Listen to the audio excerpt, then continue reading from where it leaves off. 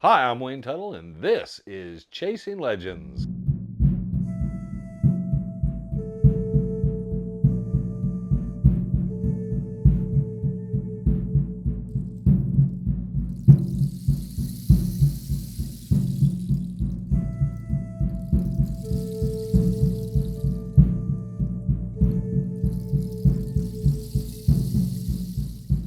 Welcome back to Chasing Legends. I'm Wayne Tuttle, your host once again, the hostess with the mostest. Please hit subscribe, hit the notification bell, leave a comment, check out our website at legendssuperstitionmountains.com. March 15th, Treasure Hunt of the Year Awards, that Hall of Fame ceremony we have. We'll have yet another inductee. I believe this will be the 32nd or 33rd.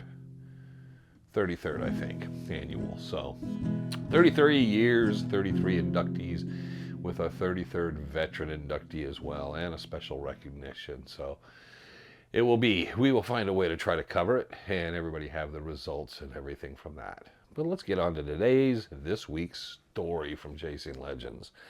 This story, a place called Calabasas, Arizona. It's down in Santa Cruz Valley, down in southern Arizona. I came across it, and I found it one of those multi-layered stories where there's a lot of stuff. The area is pretty well known for the area it was with the Spanish, the Mexican government, and then the U.S. Calabasas was eventually abandoned, but around 1701, prior to that, is when the Spanish were coming in. They had the problems with the Tohono O'odham and the raids and the uprising and things being burned down. The Spanish government kept trying because it was a very fertile area, the Santa Cruz Valley. But they could not make any impact overall in it to keep anything there. Finally, they just give up. The mission had been burned down, everything had burned down, and so be it. Let's move on from there. Well, then the American settlers start coming into Arizona, and around the time of the Gadsden Purchase, and prior to that, there was a man known as E.G. Pennington, and E.G. Pennington was one of the first settlers, white settlers, in that area. And he, along with a number of other men, decided, you know what? It doesn't matter that it's that inhospitable, there's that many Apache, there's this many problems. I'm going to find a way we will. And at that time, the United States Dragoons had come in, cleaned things up a little. They had an outpost near there, so it was not good, but better than it had been. Now, the problem coming up is the Civil War, when they pull all those resources out and the Apaches come in again. But it was just a struggling area. Now, Calabasas did prosper at certain times, but during this time period, around 1858, things are really tense. Pennington had a daughter. Her name was Larsina. She married a man named Page. They lived nearby, and they were going out as a wood cutting party to gather wood and stuff for buildings and other things. Well, everybody, the ranchers around the area and farmers, would all get together and make this plan to go out together because the Apaches were so bad.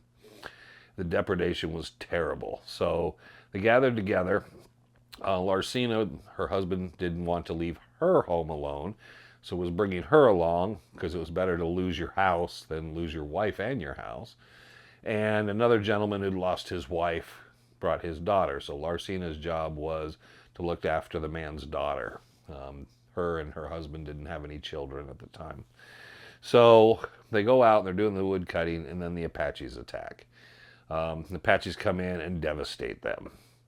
Larsina and the young girl, whose name I don't think is ever mentioned that I know of, I couldn't find anything about her name, but she was another gentleman's daughter, but she was taken. And the Apaches took off with them and head off down the road, and the others that are left that didn't die are recovering. Well, Larsina said they started going, and the little girl got to go ride on one of the horses with the Apaches, but she had her arms tied and a rope tied to her, and they were dragging her along. She said the first hour or two, they were just keeping this hectic pace. She couldn't keep up. She kept falling.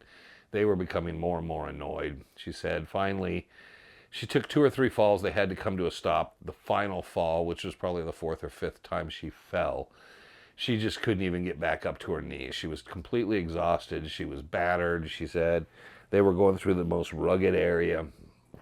So who she thought was the leader of the Apaches, looked over, kind of gave a nod. She said a couple of Apaches jumped down, started clubbing her about the head and upper torso. And then as they went back, they got their bows and they shot a couple arrows into her. They took her body and pitched it off the side of the trail where they were riding down into a wash. The reason we know this is Larsina does not die. She falls down in there. She's mortally wounded, basically. But there's some water down there, and whatever it was, she stayed conscious. She later heard, 10, 12 hours later, the posse, the group that we're looking for, come riding by. But she said she had no voice. She couldn't even pull herself up. She heard them, was trying to get a voice, but couldn't. But somehow, with the water nearby and stuff, she managed to patch her wounds, and after passing out for almost a day, she woke up and realized she had to get out of there. She wasn't dead. She crawled. She wasn't really able to walk much, but she crawled, walked the next 16 miles till she got near Calabasas, where someone finally found her, where she got out towards a road area. And they found her, took her in, brought her back in, took her to her father's house, E.J. Pennington, where he also unfortunately had to tell her her husband had died in the attack, so now she was a widower. But she did make a full recovery, and what I was able to see, she was even alive in 1878. So she survives all this. Now, the whole area is known, rife with all these types of things. Another story that we won't go deep into, John Ward, his stepson, or possibly half-son, or whatever he was, Felix Martinez, was abducted, and we know the Bascom affair, and that young boy who was abducted from there would later become known as Mickey Free. So that area is just rife with this stuff. But the real story on top of all this is a man named Horton. We don't have his first name. And he lives in the area. He's single. He's starting his thing out. Probably not many prospects for wives back then in the area since it was so sparsely populated. Well, these were his neighbors and friends. He knew Larsina and her husband. He knew people, and he was so enraged at what happened and how she was treated. And they did get the little girl back, so everybody knows. They did manage to get the little girl back from the Apaches somehow. Doesn't explain how, but they said they were able to get her back, and Larsina was aware of that. But this guy is so enraged by the way everybody's being treated. They're not the aggressors. They're not doing anything. And the way the depredation's going, he just decides, he's got a small adobe building, he decides to give up the ranch farm, and he doesn't care anymore. Gets his horse, gets what things he needs, and he goes out, and he decides he's just going to kill Apaches. He's going to go find them in small groups of them, and he's just going to pick them off. He is just so done with this. So Horton, enraged, goes out, and he follows ridges, and he says he spends several weeks just combing ridges, quietly moving along, till he finally sees two Apaches working their way down a narrow canyon. They have no idea he sees them. He just watches them, till he sees where they're going to make camp. They make a camp. They don't really start a fire, nothing, but he sees where they're at. Once he realizes they're settling down, he gets above them. There's a little bit of a ledge above them. He's able to look down and notice them. He grabs about a 30-pound big flat rock. He drops it. One of them's laying back. It falls and crushes the man's head. That man's dead. The other jumps up. His plan was somehow to kill them quietly. Realized that's not possible. Grabs his rifle as the other is trying to figure out what's going on. He's looking all over the place.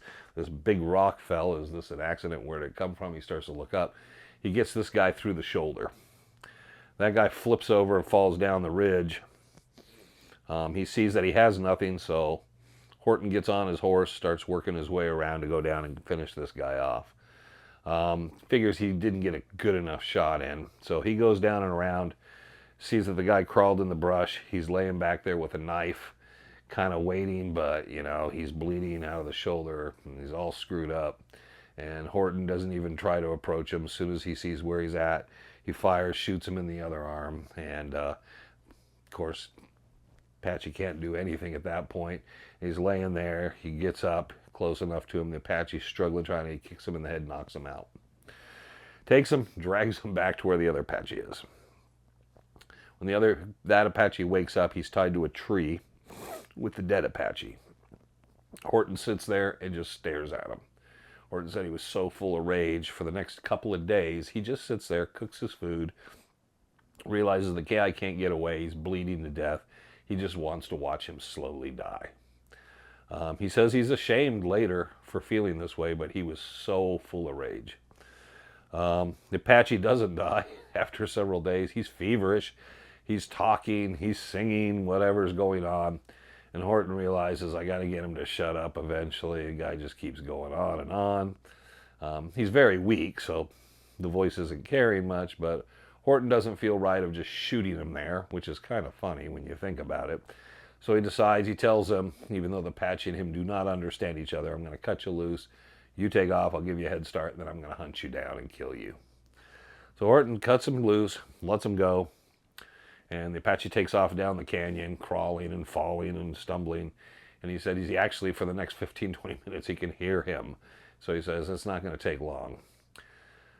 Finally, Horton gets his stuff together, starts tracking, going down that way. And he says it's very easy for a while. You can see where he's at. He said the man just has nothing left in the tank.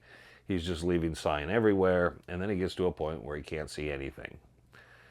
And it bothers him. He starts looking around, trying to figure out where this guy could be somewhere. Because now he's like, the guy doesn't have anything, but he remembers how he killed the one guy with a rock. So he's looking up and looking around. So he backtracks, goes up, and he finds an opening, looks like a shallow cave. Goes up to investigate that, leaves his horse, walks over, looks in, and there's the Apache. He's dead. He's laying into the back. He doesn't trust it at first. So standing outside, he's looking. He says a few things. He says he's just not, he's still not quite right in the head. He said he took his pistol, shot the man in the chest. Nothing. Decides he's dead. He goes in for whatever reason and realizes there's 10 or 11 of these gourds, about so big, in the back there. And he realizes, oh, this guy came here because there's probably food and other things here. There's water just down below. So this was probably a place he thought he might be able to kind of heal his wounds, even though it's very doubtful. Because he'd been wounded, lost blood, and everything was probably so infected. No, he was probably never going to make it. But he had the presence of mind to know this place was there. So Horton's still pretty angry. He takes his pistol, flips it around, takes the butt of the gun, and cracks at one of the gourds. And he said it busts open and there's coins everywhere. It's not even food. And he realizes there's Spanish coins and American coins. And he's like, it's just... So he looks at the next one and cracks it, and he said there's even jewelry in there. And he realizes they must have been raiding and whatever they're doing. And they take these old gourds and they were sticking it in the gourds and stuck it in here. And this Apache must have known of the place. So Horton just sits there and he goes, you know what? Okay, I'm done with this area. I'm done with all this. The rage has kind of ceased, but he says, I'm going to pack my saddlebags as much as I can get, and I'm just going to get out of here. I'm going to go to California. So he takes the Apache out, flips him over down into the area where he'd been tracking him before, get the body out of the way. The 2 gourds is all he could really carry, so he takes what was in them, puts them in his saddlebags, decides that's more than enough to start a new life and everything, maybe even start a business. He gets on his horse, he rides back towards Calabasas in the area in Santa Cruz Valley. When he gets back, everybody's like, where have you been? Your place has been abandoned. We thought you died. They took you.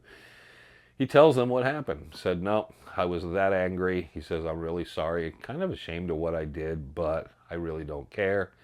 And, of course, most of them kind of understood this, and he told them the story. He said, I found these gourds, and he showed them some of what he had, and he said, I'm going to go to California.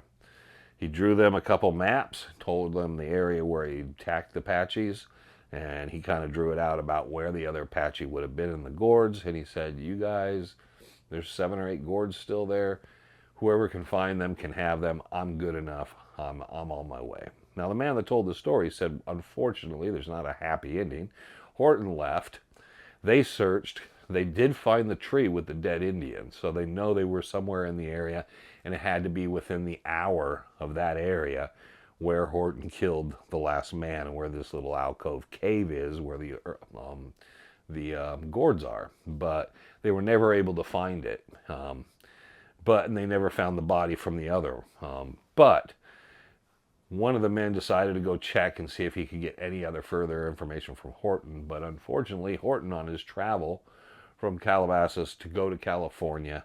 On the way, the Apaches attacked the group he was with, and Horton was killed. So Horton never got away. Maybe it's cursed. Who knows what's going on? But Horton never made it to California, and wherever exactly this spot is down in there, it's lost to time. Pretty cool story. Somewhere down in there, there's some gourds full of all kinds of coins and some jewelry. Maybe not the gold story everybody's always looking for. What do you call it? Tumakakori or Tumakakari? It's nearby that area, so it's part under that national monument area. Calabasas still has, there's remains of a couple old farmhouses and stuff in the area, though there's nothing attached to that. And I don't know where they were doing the wood cutting at and where the trail went, but I seem to think every reference was they were working their way south. So somewhere along south of that area, there has to be a small cave alcove with at least 7 or 8 gourds full of coins, and that would be a pretty cool haul, pretty cool find. So there you go, the story. Larcena, Pennington Page, John Ward, Mickey Free, all kinds of people, and some guy named Horton who didn't live to make the whole thing. So thank you for joining us this week. I hope you enjoyed the story. Sorry about last week's live. It was on the fly. We'll be back normal this week. But, you know, things do take place, and we did a throwback, you know, riding with Wayne. So there we go. We will see everybody on live this week, and then we will catch everybody again the Chasing Legends. Please pick up a copy of Sunsets. Go to Amazon Prime, and you can get your digital download or view it there. And Trevor would appreciate it. Film's done very, very well, and we'd like to continue to spread that. Tell your friends, tell your neighbors. It's a really good way to get insight into the Superstition Mountains besides these videos and the storytelling. So thank you all for supporting us and everything else. Until the next time, always remember, I'm Wayne Tuttle. You're not. And this was Chasing Legends.